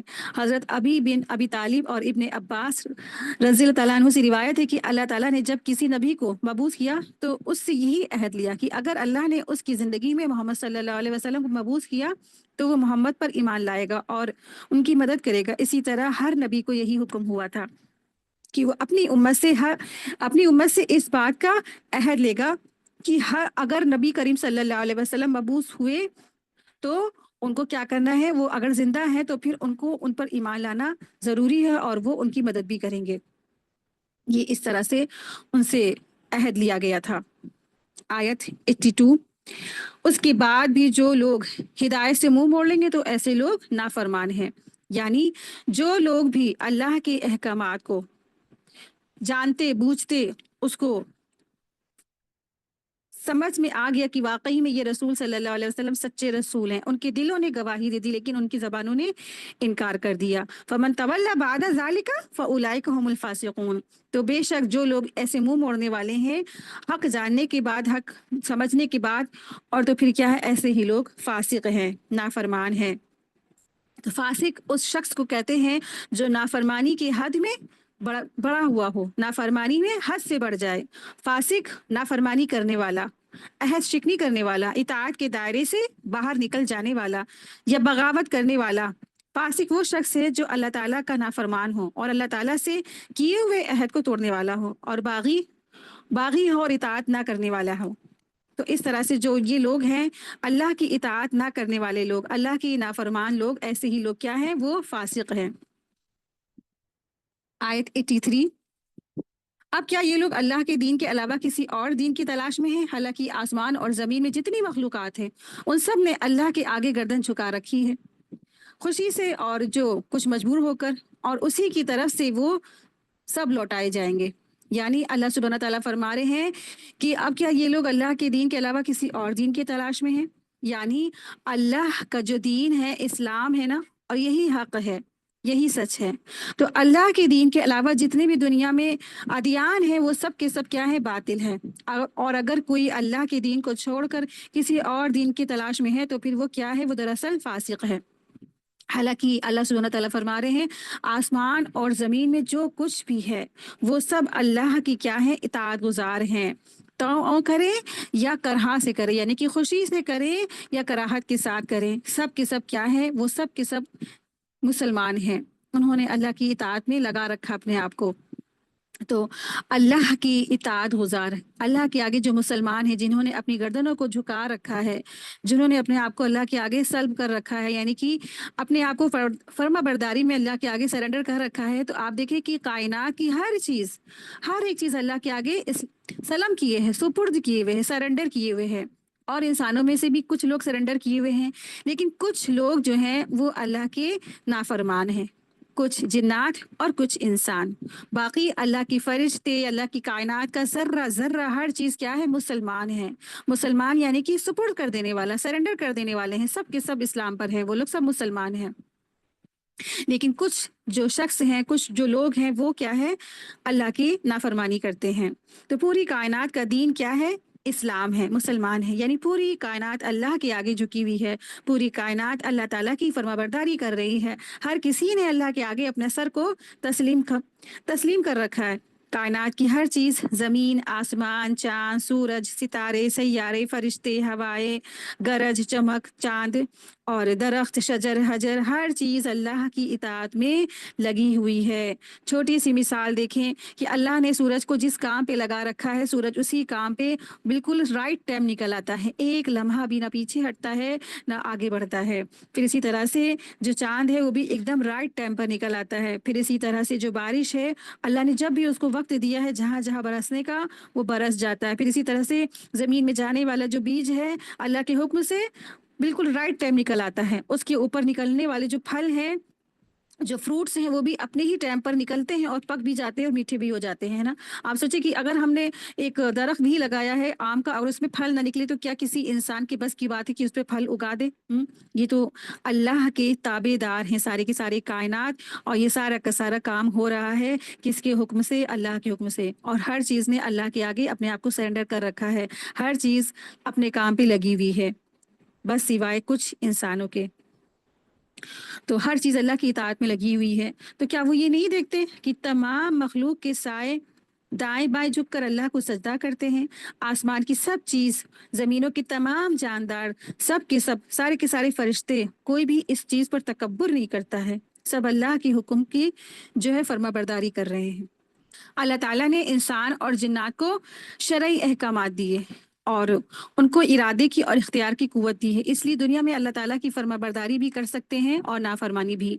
लेकिन बाकी सारी कायनात और कुदरत को, यानी फरिश्तों को और पूरी कायनात को इस इरादे का इख्तियार की नहीं दी। सिर्फ इरादा और इख्तियार किसको दिया है? इंसान और जिन्नात को।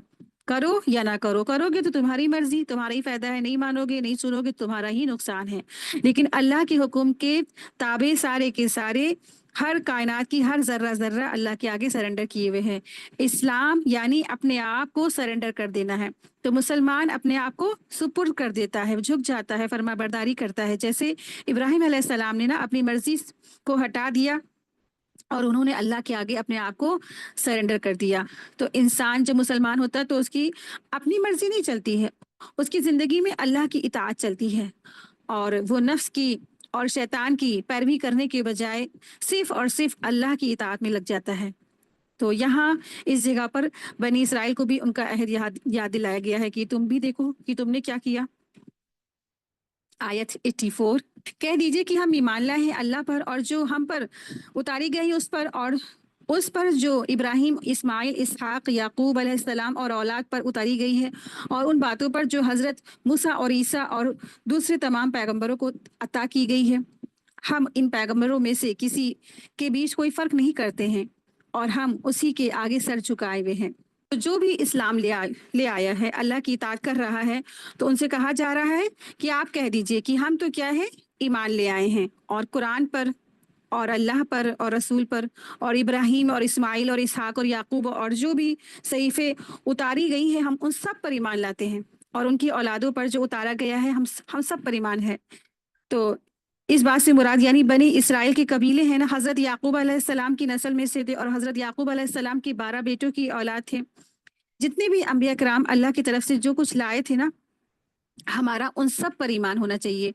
हम उनमें कोई तफरीक नहीं करते, यानी कि जुदाई नहीं करते कि हाँ वाकई में हम कुरान पर ईमान ले आते, बाकी पिछली सारी की सारी किताबों को हम क्या करते, नाउजुबिल्ला माजल्ला, रिजेक्ट करते हैं। तो हमारा क्या है, सब पर ईमान है। हमारा तौरात पर भी ईमान है, हमारा इंजील पर भी ईमान है, हमारा ज़बूर पर भी ईमान है, हमारा ईमान इब्राहिम के सहीफ़ों पर भी है, सब पर ईमान है। और लेकिन हम अहकामात किसके मानते हैं? कुरान करीम के अहकामात मानते हैं, क्योंकि जब जो है कुरान मजीद एक नई किताब अल्लाह सुब्हानहू व तआला ने नाजिल फरमा दी, सारी जो है पिछली किताबों की जो आयात है और किताबें हैं वो सब क्या हो गई, मनसूख कर दी गई। और अल्लाह ताला के हम सब फर्माबरदार हैं और ये कि हम सब क्या है, मुसलमान हैं और अपने आप को सुपुर्द कर देते हैं। बस इस उम्मत के मोमिन और तमाम अंबिया और तमाम जो भी अल्लाह की किताब है ना, उन सब को मानते हैं, किसी के साथ कोई भी कुफ्र नहीं करते हैं। हर किताब हर नबी की तस्दीक करती है। तो इसलिए क्या है, हम सब पर ईमान लाते हैं। सारी किताबों पर हमारा मानना है कि वाकई में ये अल्लाह की तरफ से नाजिल की गई है। आयत नंबर 85, जो शख्स इस्लाम के सिवा कोई और दीन इख्तियार करना चाहता है तो उसे वो दीन कबूल नहीं करना चाहिए और आखिरत में उन लोगों में शामिल होगा जो सख्त नुकसान उठाने वाले हैं।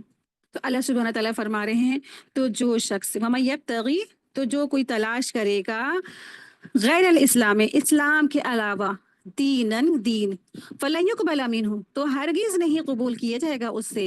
क्या नहीं कबूल किया जाएगा उससे? कोई भी अच्छाई, कोई भी भलाई, कोई भी अमल सालिहात। और वो क्या होगा, वह वल आखिरा मिनल खासिरीन, और वही होगा आखिरत में सबसे ज्यादा नुकसान उठाने वालों में से। क्यों? क्योंकि एक इंसान जो है ना, इस कदर उसको गलत फहमी हो गई थी कि वो जिस दीन पर है ना, वो सच दीन पर है, हकीकत दीन पे है, लेकिन वो उसको अच्छा और सच्चा समझ करके सारे के सारे वो फॉलो कर रहा था, उसके अहकामात फॉलो कर रहा था और साथ ही साथ अच्छे अमल भी कर रहा था ना, और कुर्बानियां भी दे रहा था, सेक्रीफाइस भी दे रहा था। क्यों? उस अपनी दीन को वो सच्चा समझ रहा था ना। लेकिन जब उसको पता चलेगा कि वाकई में हमने इस्लाम को छोड़कर जिसकी भी हमने इत्तिबा की, पैरवी की, वाकई में ये सब क्या है, ये तो काबिल कबूल ही नहीं है। जब दीन काबिल कबूल नहीं, तो दीन से रिलेटेड जितने भी अच्छाइयाँ और नेक काम किए वो सब क्या है, बेकार हैं, रद्द है, अमल रद्द। तो अमल की कबूलियत की ना, नेक अमल की कबूलियत की दो शर्त हैं। पहला क्या है, खालिस अल्लाह के लिए हो। दूसरी शर्त क्या है, तरीक़ा रसूलुल्लाह सल्लल्लाहु अलैहि वसल्लम है। और बाकी इसके अलावा जिसने भी कोई अच्छाई की, नेक काम की, वो सब क्या है, रिजेक्टेड है। तो ये इस तरह से सारी जिंदगी जिन्होंने अच्छे अच्छे काम भी किए ना, तो वो सब के सब खसारा पाने वाले हैं। आप देखिए कि क्या गैर मुस्लिम अच्छाई नहीं करते हैं, वो तो बड़े बड़े चैरिटी के बैंक चलाते हैं कि जहां पर एक गरीब इंसान जाए और फिर वो क्या करे, उसकी मदद कर दी जाती है। बड़ी बड़ी उनकी मिशनें काम कर रही, मिशनरी काम कर रही है, हेल्प कर रहे हैं, गरीबों की मदद कर रहे हैं। कोरोना पे भी काफी उन्होंने मेहनत की, जद्दोजहद की, कोशिशें की। लेकिन क्या है, बस दीन गलत चुन लेने की वजह से सब कुछ उनका क्या है, खसारा में है, आखिरत सारी खसारे में है। आयत 86। अल्लाह ताला ऐसे लोगों को कैसे हिदायत दे जिन्होंने ईमान लाने के बाद कुफ्र इख्तियार कर लिया है, हालांकि वे गवाही दे चुके हैं कि ये रसूल सच्चे हैं और उनके पास रोशन दलीलें भी आ चुकी हैं। अल्लाह ऐसे जालिमों को हिदायत नहीं दिया करता है। यहाँ मुराद उस कौम से है जो यहूद और नसारा है कि आयत वफ्द नजरान के कॉन्टेस्ट में नाजिल हुई। वफ्द नजरान के सामने सारे दलाइल खोल कर रख दिए गए थे। ईसा अलैहिस्सलाम की विलादत किस तरह हुई, उनके मकाम के बारे में सब कुछ बता दिया गया। और नबी करीम सल्लल्लाहु अलैहि वसल्लम से जो भी सवाल किए थे उन्होंने, और वो उससे इत्तेफाक भी किया। उन्होंने क्या ना, वो मान भी गए कि वाकई में रसूलुल्लाह सल्लल्लाहु अलैहि वसल्लम की बात सच्ची है। लेकिन जब उनसे कहा गया तुम अब इस्लाम ले आओ, राजी नहीं होते हो कि ठीक है कि वाकई में तुम्हारा दीन सच्चा नहीं है और ये रसूल सच्चे हैं, तो तुम ईमान ले आओ। हत्ता कि यहाँ तक कि मुबाहिला भी किया कि अगर ठीक है कि ये रसूल सच्चे नहीं है और तुम अपने दीन पर सच्चे हो, ईसा अलैहिस्सलाम सच्चे हैं, तो आओ एक दूसरे पर हम लोग लानत करते हैं। तो जो भी झूठा होगा उस पर अल्लाह की लानत, इस तरह से ना बद्दुआ वाला जो होता है प्रोसेस वो करते हैं। तो उसके लिए भी वो राजी नहीं हुए, इस चैलेंज के लिए भी उन्होंने क्या किया, इनकार कर दिया ना। वो जानते थे ना कि नबी की बद्दुआ और दुआ पूरी होती है। फिर ये लोग जिजिया देने को भी राजी भी हो गए थे, वापस भी चले गए थे। और ये वफ्द 60 लोगों का था। इन 60 लोगों में से सिर्फ इन दो ने 60 लोगों में से सिर्फ 2 लोगों ने इस्लाम को कबूल किया था। तो ऐसे ही लोगों को कहाँ हिदायत मिलती है ना, जो जानते बूझते मानते हैं, दिल उनके हाँ करते हैं कि वाकई में हमारा जो सामने जो रसूल है सच्चा है, लेकिन फिर भी उन्होंने जानते बूझते और बिल्कुल हक बात जानने के बाद भी उन्होंने क्या किया, रसूलुल्लाह सल्लल्लाहु अलैहि वसल्लम के साथ इनकार किया, मुंह फेर लिया। तो ऐसे लोगों को हिदायत नहीं मिलती है। जो जान गए मान गए फिर भी क्या है, ईमान नहीं लाते, हिदायत नहीं लेते और उससे इनकार करते हैं। और उन्होंने गवाही दी कि सारे दलाइल देख कर भी कि ये सच्चे रसूल हैं। और वो देख कर डर भी गए थे ना, क्योंकि वो मुबाहिले से, बद्दुआ वाले प्रोसेस से पीछे हट गए थे। उन्होंने कहा कि अगर वाकई में हम लोग बद्दुआ कर लेंगे तो हमारी सारी की सारी नस्लें तक खत्म हो जाएंगी, क्योंकि ये सच्चे रसूल हैं। इस तरह से वो आते मुबाहिले से भी पीछे, यानी कि मुबाहिला का जो प्रोसेस था एक दूसरे को बद्दुआ देने का, तो फिर इस प्रोसेस से वो पीछे हट गए थे। वो तो रसूलों को ऐसे, यानी कि वो रसूलुल्लाह सल्लल्लाहु अलैहि वसल्लम को ऐसे पहचानते थे जैसे वो अपने बेटों को पहचानते हैं, तब भी उनको हिदायत नहीं मिली। यहूद आप सल्लल्लाहु अलैहि वसल्लम को अपने बेटों की तरह पहचानते थे, लेकिन तब भी उनको हिदायत नहीं मिली। यहूद नसारा नबी करीम सल्लल्लाहु अलैहि वसल्लम के आमद के इंतजार में थे, क्योंकि उनकी किताबों में आखिरी नबी की निशानियां मौजूद थी ना, कि नबी करीम सल्लल्लाहु अलैहि वसल्लम एक रसूल अभी आने वाले हैं, उनकी निशानियां ये हैं, उनकी सिफात ये हैं, और अकेले में बैठकर डिस्कस भी करते थे। और वफ्द नजरान ने भी इस बात को तस्लीम कर दिया था, लेकिन वो माने नहीं। उनके सामने हक आ गया, जान लिया, पहचान लिया, उसके बाद भी क्या किया, इनकार कर दिया। ठीक इसी तरह से आज उम्मत मुस्लिमा का भी यही हाल है। आज उम्मत मुस्लिमा भी क्या करती है ना, यही करती है कि जानते बूझते भी वो हक का इनकार करती है। आप देखिए कि हमारे सामने भी दलाइल आते हैं, हमारे सामने भी चीजें मौजूद हैं, हमारी किताबें, हमारी जो कुरान मजीद है, एक एक बात उसके अल्फाज एकदम हकीकत है। पता है कि वाकई में क़यामत आने वाली है, चंद टाइम है, बिल्कुल थोड़ा सा वक्त है, थोड़ा सा दिन है, थोड़ा सा टाइम बचा है, ये आखिरी ज़माना चल रहा है, क़यामत की सारी निशानी पूरी हो चुकी हैं। सब कुछ देखने के बाद, जानने के बाद फिर क्या करता है इंसान, इनकार कर देता है और फिर वो दुनिया की ज़िंदगी में लग जाता है ना। तो बिल्कुल ठीक, ये आज उम्मत मुस्लिमा का जो ये आज हाल है ना, जिल्लत और ख्वारी में चली गई है, जो पस्ती में चली गई है, तो इसी वजह से चली गई है ना, क्योंकि ये भी जानती बूझती है, उसके बाद भी उसने क्या किया, इनकार कर दिया है। कैसे इनकार किया है, जबान से नहीं इनकार किया, अमल से इनकार किया है ना। अमल तो उसके क्या है, दुनिया कमाने में लगे हुए हैं, कुरान मजीद को पसी पुश्त डाल रखा है। तो इसीलिए आज उम्मत मुस्लिमा पर भी क्या है, जिल्लत ख्वारी चस्पा कर दी गई है। आयत देखें, आयत 87। ऐसे लोगों की सजा ये है कि उन पर अल्लाह की, फरिश्तों की और तमाम इंसानों की फटकार है। तो जो लोग रसूलों पर ईमान नहीं लाएंगे, रसूल की जो बात है ना, रसूल को पहचानने के बाद भी वो नहीं जानेंगे और उनकी तस्दीक नहीं करेंगे और उनकी मदद नहीं करेंगे, उनकी तायीद नहीं करेंगे, और बय्यनात देखने के बाद भी ऐसे लोगों ने क्या किया, आप सल्लल्लाहु अलैहि वसल्लम का इनकार किया।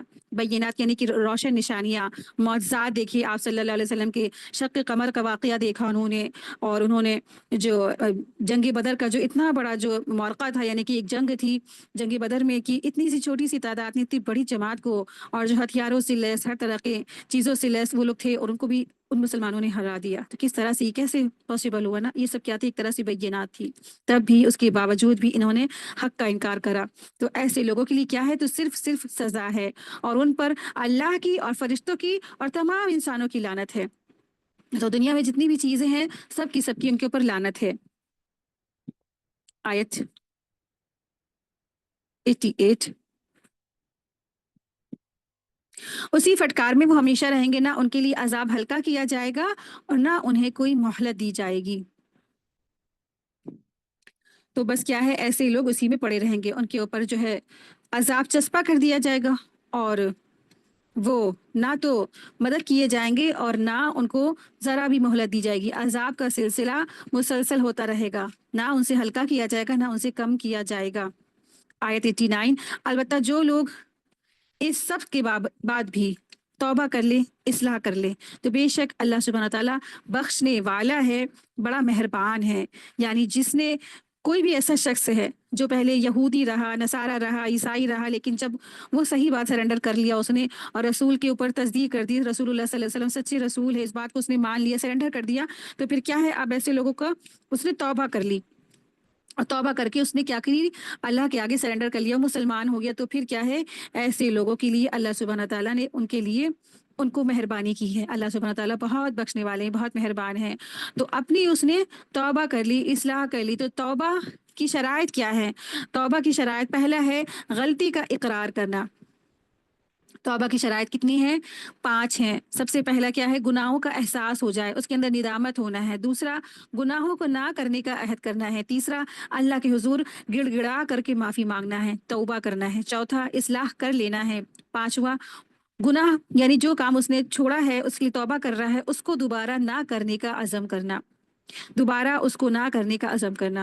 इस तरह से उसने जब तौबा कर ली तो फिर क्या है, तो फिर अल्लाह सुब्हानहू तआला ऐसे शख्स को माफ़ कर देते हैं। और सच्ची तौबा क्या है कि वापस अगर वो शख्स गुनाहों में जाना उसके लिए इतना मुश्किल हो, जैसे कोई शख्स को जो है भरी हुई जो आग होती है उसमें डालने के लिए कहा जाए कि तुम इसमें चले हो, तो वो नहीं जाएगा ना। इसी तरह से एक शख्स है वापस वो गुनाहों में नहीं जा सकता जिसने सच्ची तौबा कर ली है, तो उसके लिए नामुमकिन है।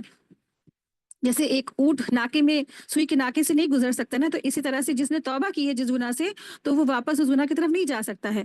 तो फिर वो क्या है, वो सच्ची तौबा है। तो ऐसे लोगों की तौबा अल्लाह तबारक ताला कबूल फरमाते हैं और उसको बख्श देते हैं।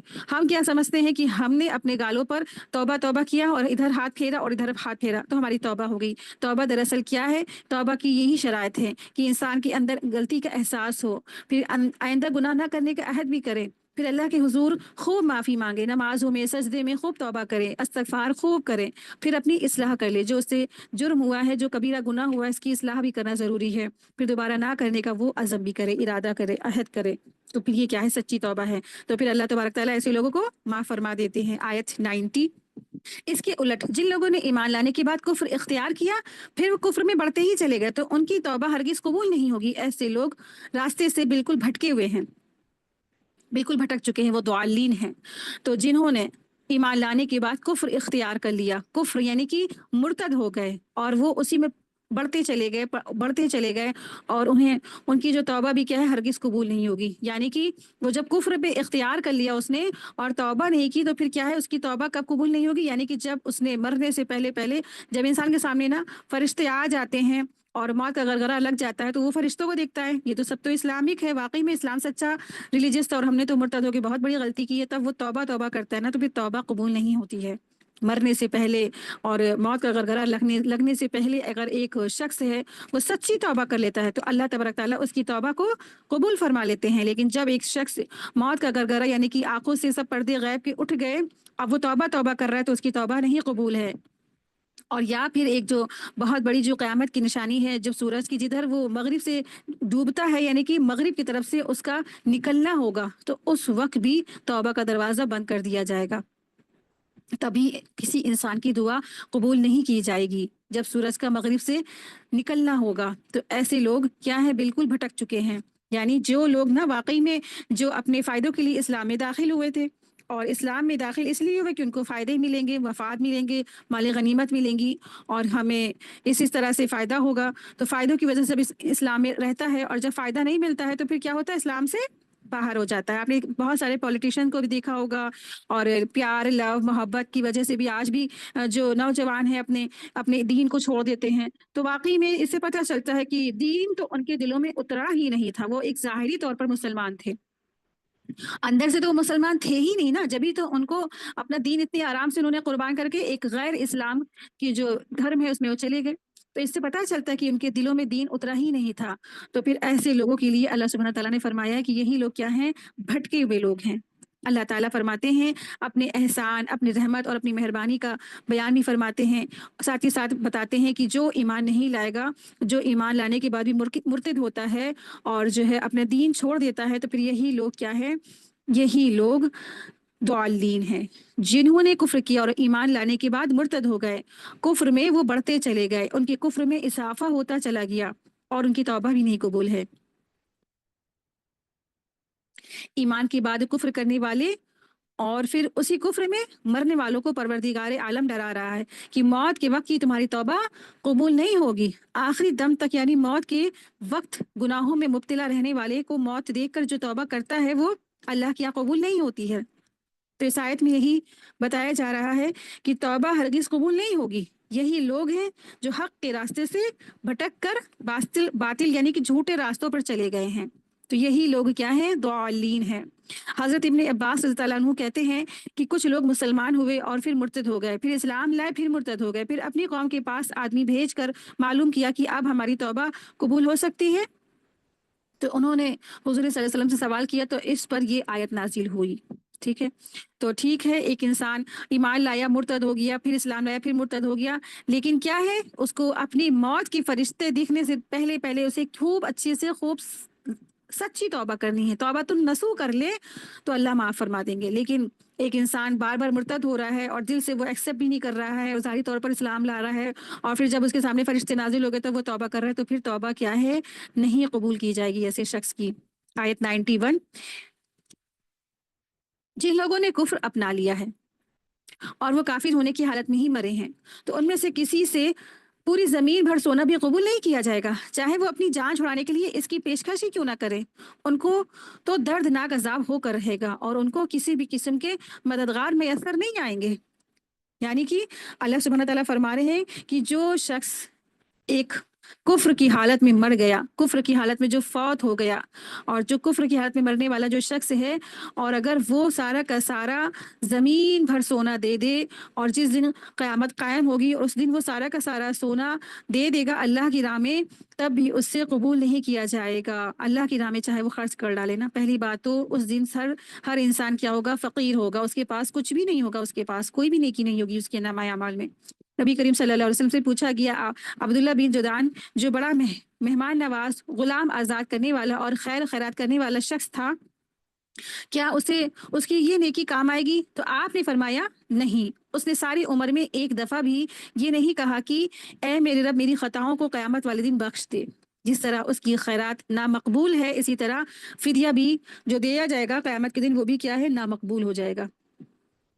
تو اسی طرح سے اللہ سبحانہ تعالیٰ فرما رہے ہیں، جو شخص کفر کی حالت میں مر گیا اور پھر وہ اس دن یعنی قیامت کے دن زمین بھر برابر بھی وہ اپنے جو ہے اپنے کو چھڑا کر کے وہ زمین سونا یعنی کہ پوری زمین سونا بنا دی جائے اور وہ سونا اللہ کو دے گا، تب بھی وہ اس کی جو ہے اس کو قبول نہیں کیا جائے گا، اس کی توبہ نہیں قبول کی جائے گی، نہ اس کو معاف کیا جائے گا، نہ اس کو چھوڑا جائے گا، اور نہ اس کو بخشا جائے گا۔ اولئک لہم عذاب علیم، یہی لوگ تو ہیں جن کے لیے اللہ تعالیٰ نے دردناک عذاب تیار کر رکھا ہے۔ وما لہم من ناصرین، اور نہیں ہے ان کے لیے کوئی بھی مددگار۔ تو الحمدللہ ہمارا آج تھرڈ پارہ یہاں سے کمپلیٹ ہو گیا۔ اللہ سبحانہ تعالیٰ ہم سب کی محنتوں کو اور کوششوں کو قبول فرمائے، آمین یا رب العالمین۔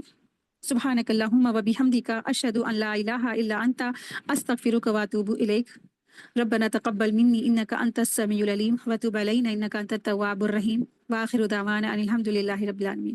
السلام علیکم ورحمۃ اللہ وبرکاتہ۔ جزاک اللہ خیرا کثیرا۔